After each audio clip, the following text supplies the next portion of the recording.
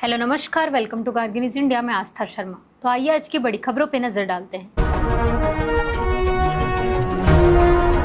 भारत और ऑस्ट्रेलिया ने रक्षा सहयोग को मजबूत करने के लिए कई अहम समझौतों पर हस्ताक्षर किए हैं। दोनों देशों ने मुक्त व्यापार समझौते को जल्द अंतिम रूप देने पर भी सहमति जताई। मणिपुर बीजेपी अध्यक्ष शारदा देवी ने कहा है कि केंद्र सरकार राज्य की भौगोलिक अखंडता से कोई समझौता नहीं करेगी।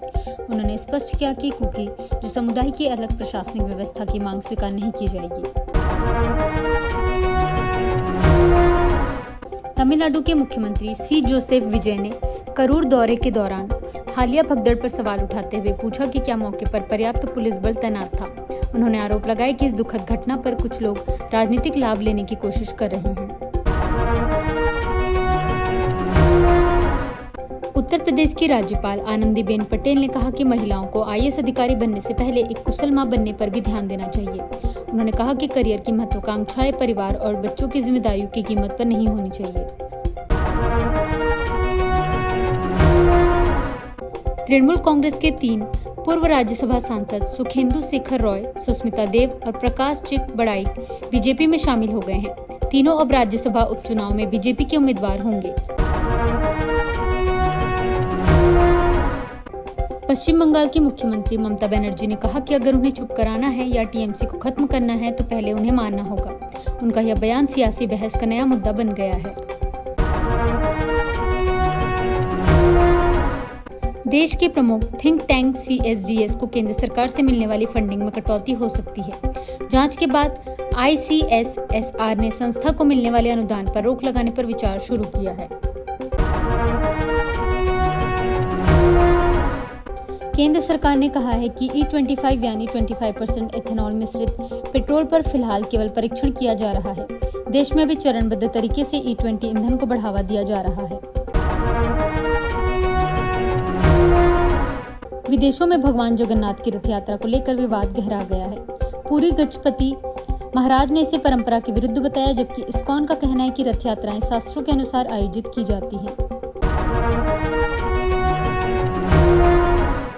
अमेरिका में भारतीय समुदाय को निशाना बनाकर फर्जी कॉल और इम्पर्सनेशन घोटाले के मामले बढ़ रहे हैं। भारतीय दूतावास ने प्रवासी भारतीयों से सतर्क रहने की अपील की है।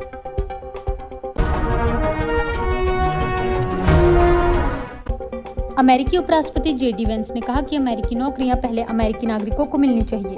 उन्होंने H1B वीजा प्रणाली में धोखाधड़ी के खिलाफ सख्त कार्रवाई की बात कही। एक रिपोर्ट के मुताबिक इजराइल ने अमेरिका के साथ डोनाल्ड ट्रंप की हत्या की कथित नई साजिश से जुड़ी खुफिया जानकारी साझा की है। हालांकि इन दावों की आधिकारिक पुष्टि नहीं हुई है। रिपोर्ट के मुताबिक जरूरत पड़ने पर इजराइल अमेरिका के साथ मिलकर ईरान पर सैन्य कार्रवाई के लिए तैयार है। वहीं अमेरिका ईरान वार्ता फिलहाल टाल दी गई है।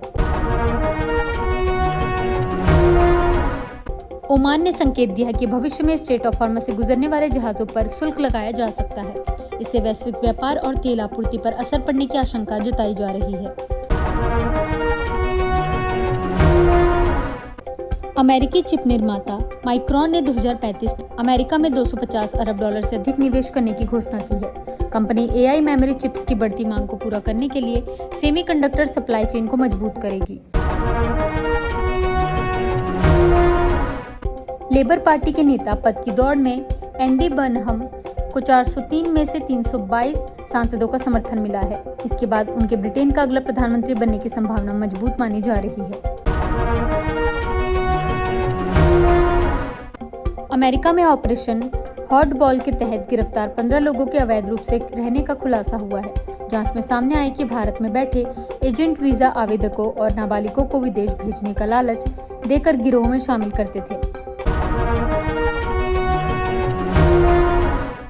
एक साइबर सुरक्षा रिपोर्ट में दावा किया गया है कि पाकिस्तान की बलूचिस्तान पुलिस पिछले 2 वर्षों में कई साइबर हमलों का निशाना बनी।